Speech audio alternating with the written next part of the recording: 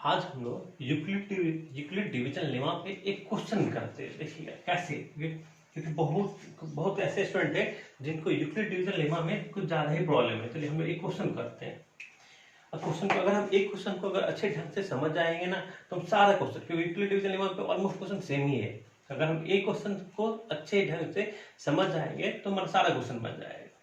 Question में कह रहा है सो that one and only one out of, देखिएगा क्या कह रहा है सो that one and only one out of one and only one out of n comma n plus 2 comma n plus 4 n comma n plus 2 comma n plus 4 is divisible by 3। थोड़ा ध्यान से देखिएगा, यही है, तो ये समझ गए ना। तो इज डिविजिबल बाय 3 किसे कह रहा है? 3 से। Where n is any positive integer, where n क्या आपका, n is any positive, n आपको कोई भी कह रहा पॉजिटिव इंटीजर है, n is any positive integer. देखिएगा यहां पे इस क्वेश्चन में कह रहा so that one and only one out of n comma n plus 2 comma n plus 4 is divisible by, किससे डिविजिबल कह रहा है? Divisible by 3। यही समझने वाली बात है। Where n is any positive, जहां पे n क्या है? Any positive integer. चलिए हम लोग इतना तो हम लोग को पता है कि अगर किसी भी नंबर को 3 से डिवाइड करेंगे तो कुछ ना कुछ कोसेंट आएगा और रिमाइंडर आएगा। देखिए रिमाइंडर, कोसेंट क्या आएगा वो तो नहीं पता, लेकिन रिमाइंडर क्या आएगा वो हमको पता है। रिमाइंडर हमारा 0 आ सकता है, जब कब पूरा डिवाइड हो जाए, या तो 1 आएगा या 2 आएगा, यही 3 आएगा। तो देखिए हम लिखते हैं ऐसे, ऑन डिवाइडिंग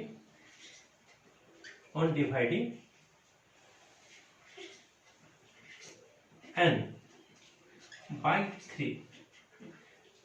n को हम लोग 3 से डिवाइड किया, हम लोग क्या कहें ऑन डिवाइडिंग n बाई 3। यहां पे क्या रहा 3 से, तो हम लोग कहेंगे लेट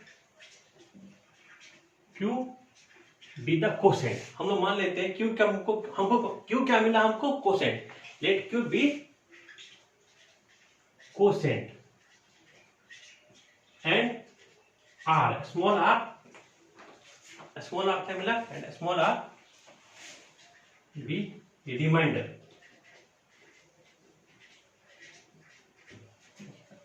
हम क्या कहें, हम कहें कि ऑन डिवाइडिंग n, क्योंकि क्या कह रहा है 3 से डिविजिबल। हम कहें कि ऑन डिवाइडिंग n, अगर n को हम लोग 3 से डिवाइड करते हैं तो हम लोग को मान लिया कि q क्या मिला हमको? q मिला हमको कोसेंट एंड r क्या मिला? रिमाइंडर। हम कहेंगे by Euclid division lemma, by, अब यहां पे हम लोग क्या लगाएंगे? Euclid division lemma. कहता है बाय यूक्लिड डिवीजन लेमा। अब लेमा यहाँ पे बाय यूक्लिड डिवीजन लेमा से n को हम 3 से डिवाइड किए तो हमको क्या मिला? q हमको कोसेंट मिला और r हमको रिमाइंडर मिला। यहां हो जाएगा n equal to 3q plus r, n equal to 3q plus r, जहां पे वेयर r क्या होगा? r equal to r where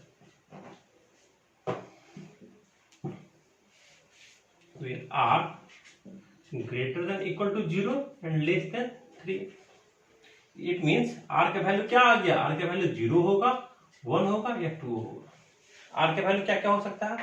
0 होगा, 1 होगा या नहीं तो 2 होगा। ध्यान से देखिएगा, r का वैल्यू 0 हो सकता है, 1 हो सकता है या नहीं तो 2 हो सकता है। तो यहां से 3 केस हमारा होगा। देखिएगा ध्यान से, कहेंगे केस फर्स्ट क्या? When r equal to 0। अगर r हमारा 0 हो गया, इस केस में n क्या हो जाएगा? n equal to 3q plus 0। इसका मतलब n क्या होगा 3q, इसी को हम लोग लिख सकते हैं 3 इंटू क्यू।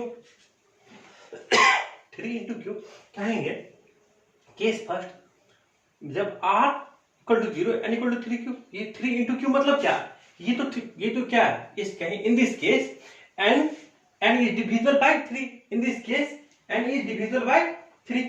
n तो क्या है हमारा 3 से डिविजिबल। देखिएगा हम पूरा निकाल लेते हैं, यहाँ पे कहा ना कि n प्लस 2, चलिए वो भी निकाल लेते हैं। n हमारा क्या आएगा 3 पे, n को हम लोग कहेंगे n प्लस 2 क्या होगा, देखिए n प्लस 2, इस केस में जब r हमारा 0 तो n क्या 3q, तो n प्लस 2 क्या हो जाएगा 3q प्लस 2। ठीक है, n प्लस 4 क्या हो जाएगा, n प्लस 4 भी हम लोग फाइंड आउट कर लेते हैं 3q प्लस 4। यहां पे क्या कहा था, सो that one and only one, किसी भी केस में n प्लस 2 और n प्लस 4 में से एक ही कोई one and only one is divisible by 3। तो हम कहते हैं इस केस में जब केस फर्स्ट हो, जब हमारा r 0 था, केवल क्या होगा n ही हमारा 3 से डिविजिबल है, n ही हमारा 3 से डिविजिबल है। तो हम ये कहेंगे इन दिस केस n जो हमारा क्या 3q है इज डिविजिबल बाय 3। इस केस में n क्या है हमारा, जो 3q है वही हमारा 3 से डिविजिबल है। n प्लस 2 हमारा 3 से डिविजिबल नहीं है, n प्लस 4 हमारा 3 से डिविजिबल नहीं है। अब केस 2 पे चलते हैं, हम इसको इरेज कर रहे हैं, इसको आप लोग नोट कर लीजिएगा। देखिए अब केस 2 पे चलते हैं हम लोग।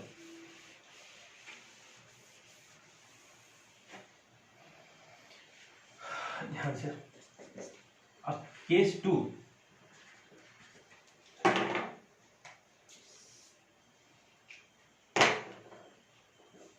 केस 2 क्या है, जब हमारा r क्या है 1, case 2 when r equal to 1।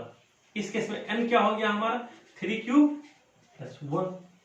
हम इसको भी इरेज कर देते हैं, नोट करते रहिएगा।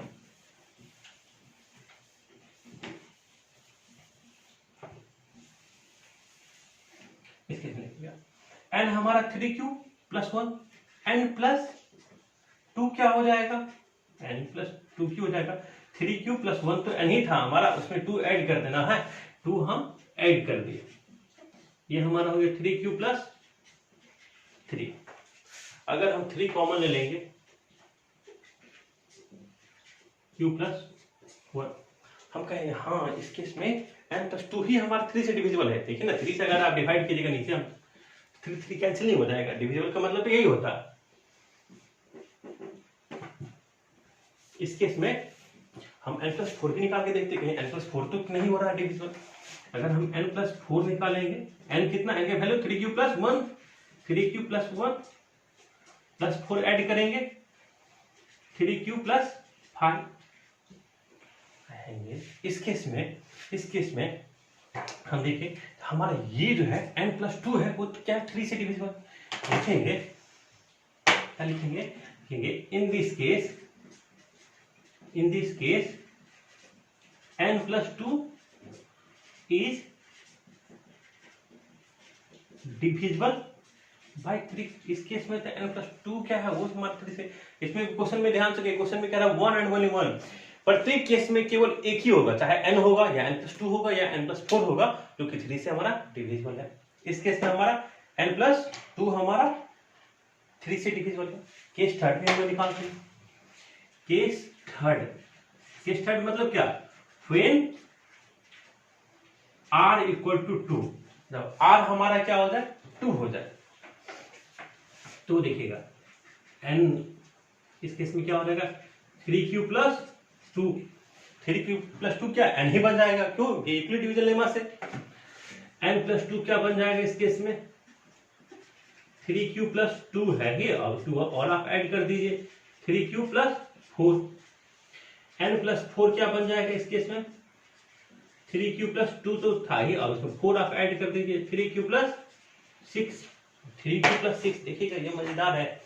अब 3 इसमें से कॉमन ले लेंगे तो क्या हो जाएगा q प्लस 2। कहेंगे इस केस में तो हमको n प्लस 4 दिख रहा है जो कि 3 से डिविजिबल है। कहेंगे इन दिस केस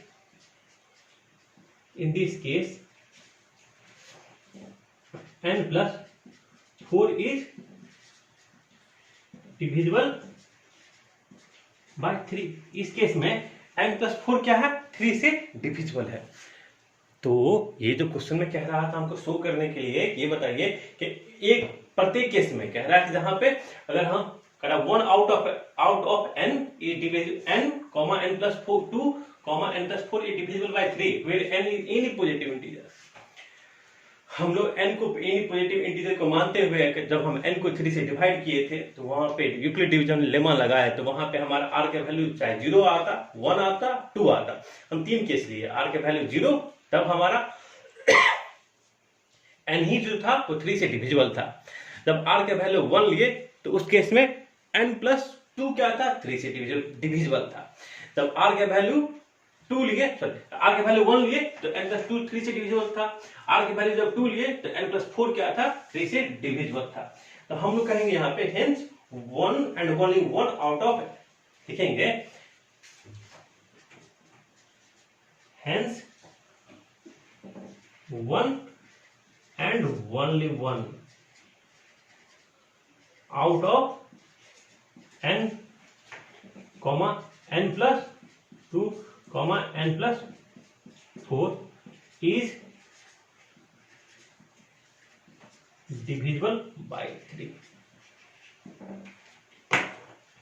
लिखेंगे hence 1 and only 1 out of n comma n plus 2 comma n plus 4 is divisible by 3 where n is any positive integer, where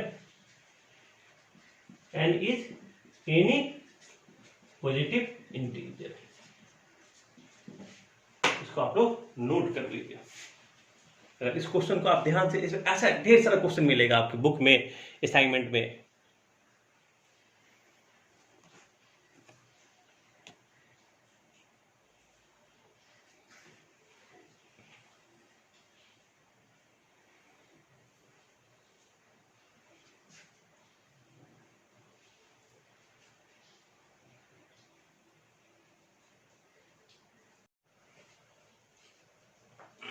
अगर आप इसको नोट कर लिए तो अब हम लोग इससे आगे बढ़ेंगे।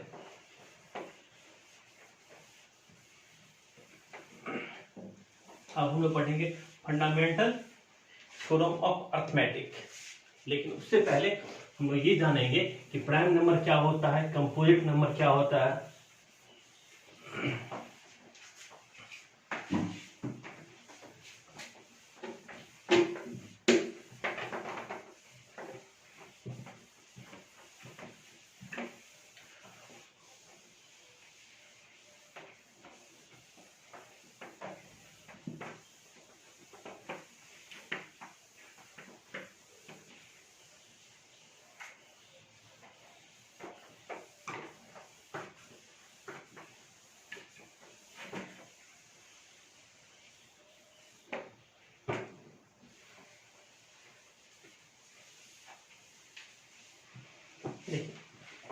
अब हम लोग पढ़ेंगे फंडामेंटल थ्योरम ऑफ अर्थमेटिक। लेकिन उससे पहले हम लोग कुछ है प्राइम नंबर क्या होता है और कंपोजिट नंबर क्या होता है उसको जानेंगे।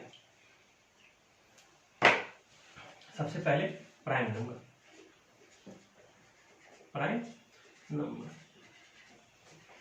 कहेंगे ए नंबर, कहेंगे प्राइम नंबर होता क्या है। अगर आप इससे पहले भी अगर प्राइम नंबर अगर पूछा जाता होगा प्राइम नंबर क्या होता होगा, आप लोग कहते होंगे एक नंबर जिसका केवल 2 ही फैक्टर होता है, 1 एंड इटसेल्फ। इसका कहने का मतलब कि एक नंबर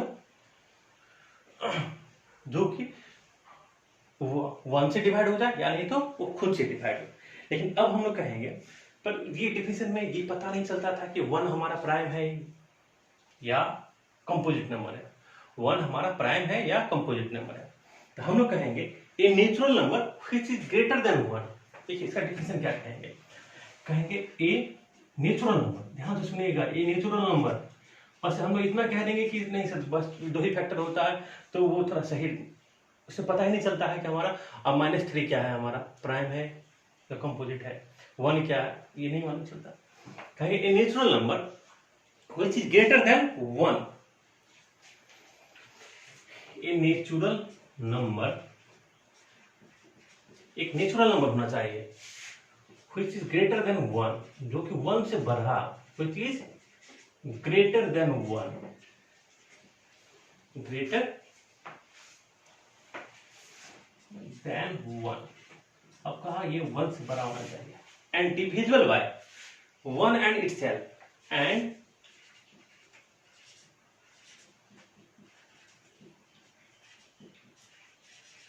divisible by किससे डिवाइड हो जाए, 1 and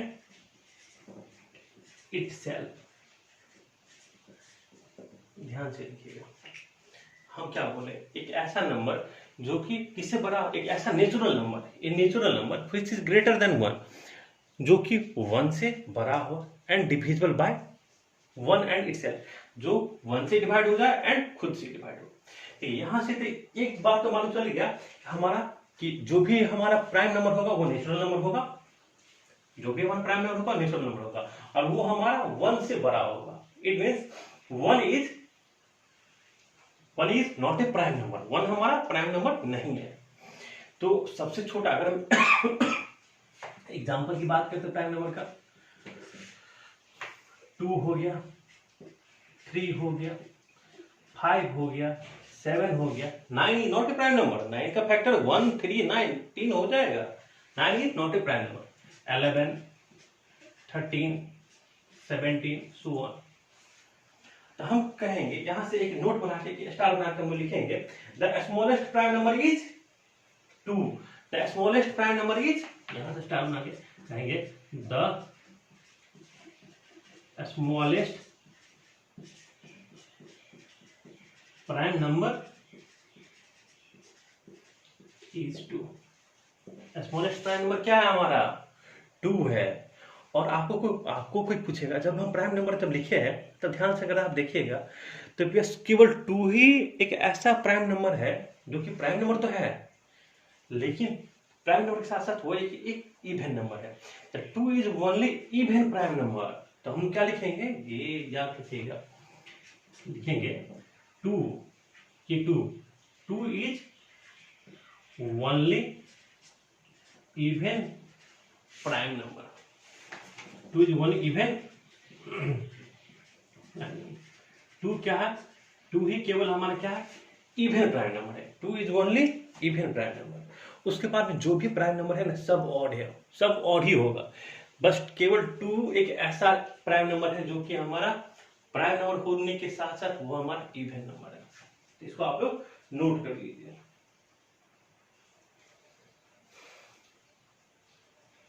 अब हम लोग पढ़ेंगे कंपोजिट नंबर, पहले इसको नोट कर लीजिए आप लोग।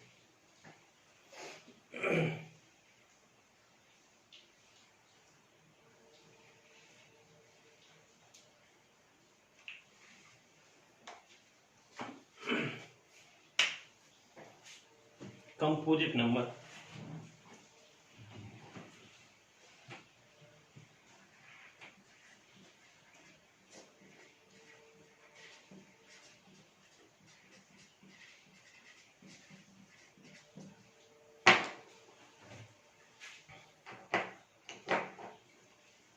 अब कंपोजिट नंबर क्या होता है, क्योंकि जब हम लोग फंडामेंटल थ्योरम ऑफ अर्थमेटिक पढ़ते हैं उसमें हमारा कंपोजिट नंबर भी यूज होता है, प्राइम नंबर। तो थोड़ा समझना, उससे पहले समझने वाली बात है कि प्राइम नंबर क्या है, कंपोजिट नंबर क्या है। अब कंपोजिट नंबर क्या होता है, ये नेचुरल नंबर। कंपोजिट नंबर भी क्या होगा, आपका एक नेचुरल नंबर होगा। कहेगा ये natural number which is greater than 1, वो भी हमारा 1 से बड़ा होगा, एंड इज नॉट प्राइम, लेकिन वो प्राइम नहीं होगा, मतलब उसका केवल 2 ही फैक्टर नहीं होगा। हम इस तरीके से कहेंगे ये नेचुरल नंबर, ये natural number which is greater than 1, which is greater than 1, जो भी क्या है,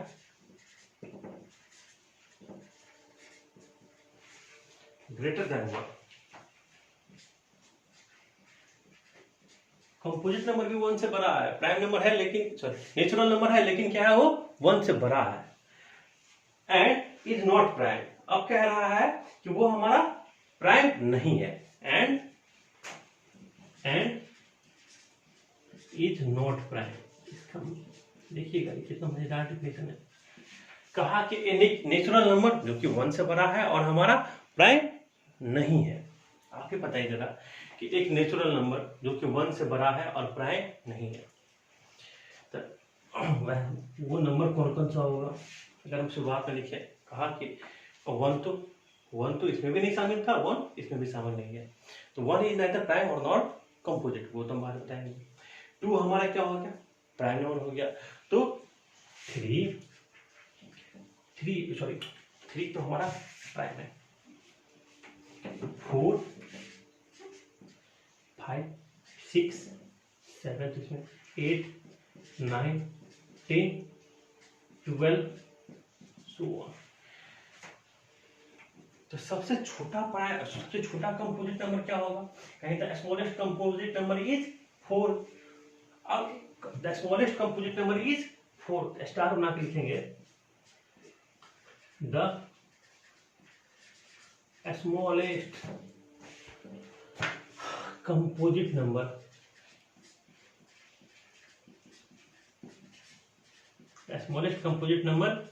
इज 4। सबसे छोटा कंपोजिट नंबर क्या होगा? 4 होगा हमारा। और कह रहा है कि एक हम देखेंगे जब कंपोजिट नंबर देखते हैं, कंपोजिट नंबर में तो इवन नंबर भी आ रहा है, ऑड नंबर भी आ रहा है।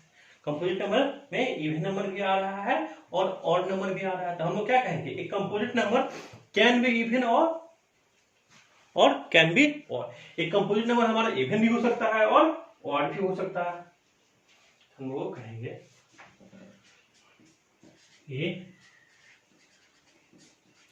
एक composite number can be even और ऑड भी हो सकता है और इवन भी हो सकता है। एक कंपोजिट नंबर हमारा ऑड भी हो सकता है और इवन भी हो सकता है। और एक और स्टार बना के हम लिख देते हैं, यहाँ पे यहाँ लिख देते हैं कि हमारा 1 जो है 1 is neither A prime number nor a composite number. लिखेंगे 1 is neither a composite number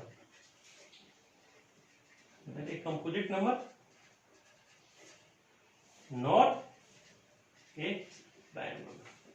1 हमारा ना तो कंपोजिट नंबर है और ना ही हमारा प्राइम नंबर है, ये आप इसको नोट कर लीजिए। 1 हमारा ना ही प्राइम नंबर है और ना ही कंपोजिट नंबर है।